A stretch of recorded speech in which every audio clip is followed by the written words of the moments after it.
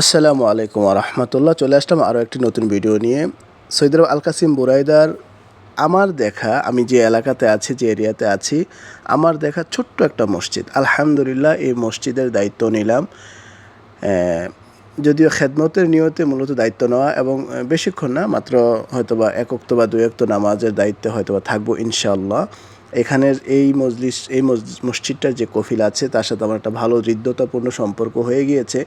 এটা যদিও part time, মানে সবসময় নামাজ পড়া হয় না, শুধু হয়তোবা ফজর আর ঈশা পড়া হয়। যখন কফিল থাকেন তিনি তার পরিবার, ভাই বা আত্মীয় স্বজন যারা আছে তারা থাকলে নামাজ পড়ানো হয়। আলহামদুলিল্লাহ মসজিদটা ওনারা বাইরে ছিল, বাইরে চলে গিয়েছে, আমি আলহামদুলিল্লাহ নিজ দায়িত্বে মসজিদটা গুছিয়ে নিচ্ছি। একেবারে ছোট। এখানে মূলত আমরা একটু আসবো, বসবো এবং চেষ্টা করব একটু আমলে সময় দেওয়ার জন্য। আপনারা দেখতেছেন আমি মসজিদটা পরিষ্কার করছি। অনেক দিন হয়তো মসজিদটাতে এরকম নামাজ পড়তো মাঝে মাঝে, কিন্তু পরিষ্কার করা হয় না, দায়িত্বে না থাকলে যেটা হয় আর কি। আলহামদুলিল্লাহ যদিও আমি এখানে মাঝে মাঝে আসতাম এবং আমি এখানে এসে সময় দেওয়ার চেষ্টা করতাম, তো আলহামদুলিল্লাহ মাঝখানে দীর্ঘদিন আমার আসা হচ্ছে না, কয়েকদিন আমার ব্যস্ততা, এবং আমি যেখানে মূলত নামাজ পড়াই এবং কাজ করি, তো সেখানে সময় দেওয়াতে আসলে মূলত এদিকে আসা হচ্ছে না। তো আলহামদুলিল্লাহ দুটোটা বিষয় মিলে যাওয়ার কারণে এখন আমি অল্প একটু সময় এখানে দিব ইনশাআল্লাহ।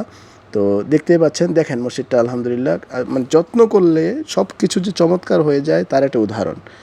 আল্লাহ রাসূল সাল্লাল্লাহু আলাইহি ওয়াসাল্লাম মসজিদ ব্যাপারে তো বলেছেন, বানা লিল্লাহি মসজিদান বানাল্লাহু বাইতান ফিল জান্নাহ, যে ব্যক্তি মসজিদ বানাবে, মসজিদ বানানোর ক্ষেত্রে সহযোগিতা করবে, আল্লাহ তাআলা তার জন্য জান্নাতে একটি ঘর বানিয়ে দিবেন। তো আমরা চেষ্টা করব আল্লাহ তাআলা যেন আমাদেরকে মসজিদ বানানোর, মসজিদের দান করার মতো সেই সুযোগটুকু দান করেন, এবং যত চেষ্টা করব মসজিদে একটু একটু হলেও সময় দেওয়ার জন্য। শুধু খাদেম, ইমাম, মুয়াজ্জিন তারাই মসজিদ পরিষ্কার করবে, তারাই শুধু মসজিদের মধ্যে সময় দিবে, এটা যেন না হয়। আমরা যারা সভাপতি আছি, মসজিদ দায়িত্বে আছি, হ্যাঁ, আমরাও চেষ্টা করব মসজিদগুলোকে পরিষ্কার রাখার জন্য। মসজিদ পরিষ্কার রাখলে অবশ্যই আল্লাহ আপনাকে এর প্রতিদান দান করবে। দেখেন, পৃথিবীতে আল্লাহর ঘর বলতে আমরা জানি মসজিদ। তো সেই মসজিদে যদি আমি পরিষ্কার করি, সেই মসজিদটাকে যদি আমি সুন্দর রাখি, আল্লাহ আমার অন্তরকে সুন্দর রাখবে, আল্লাহ আমার অন্তরকে পরিষ্কার করে দিবে, এবং এর বিনিময় আমরা কাল কিয়ামতের ময়দানে পাবো ইনশাআল্লাহ। কারণ আল্লাহ রাব্বুল আলামিন যাররা পরিমাণ যারা আমল করবে তাদেরকেও প্রতিদান দান করবে। আল্লাহ তাআলা কোরআনে বলছেন না,